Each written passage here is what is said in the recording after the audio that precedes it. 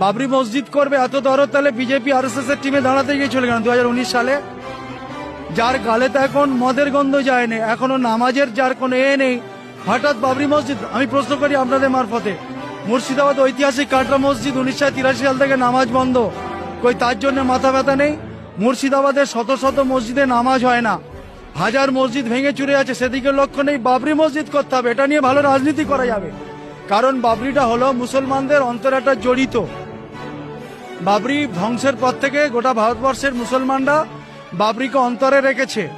সেই জায়গা আঘাত দিলে মুসলমানদের সেন্টিমেন্টে আঘাত লাগবে। সেই কারণে আরএসএস বিজেপি দ্বারা প্রজেক্টও, আরএসএস বিজেপি এবং তৃণমূলের প্রোডাক্ট হলো বর্তমান হুমায়ুন কবির।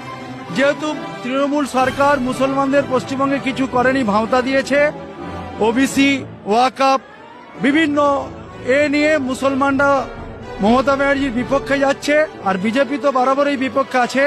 মুসলিমকে ধরতে হবে, হুমায়ুন তুমি রাস্তায় নামো। বিজেপি এবং তৃণমূল কংগ্রেসের প্রোডাক্ট হলো বর্তমান হুমায়ুন কবির। মসজিদ সেন্টিমেন্টালকে কাজে লাগিয়ে কোটি কোটি টাকা জোগাড় করছে। আদৌ মসজিদ হবে কি তার কোনো প্ল্যান নেই, ও কোনো নকশা দিতে পারবে না, কোনো অনুমোদন দিতে পারবে না। হঠাৎ বাবরি মসজিদ করছে ওখানে, এখানে নয় সেখানে, এর উদ্দেশ্যটা কি?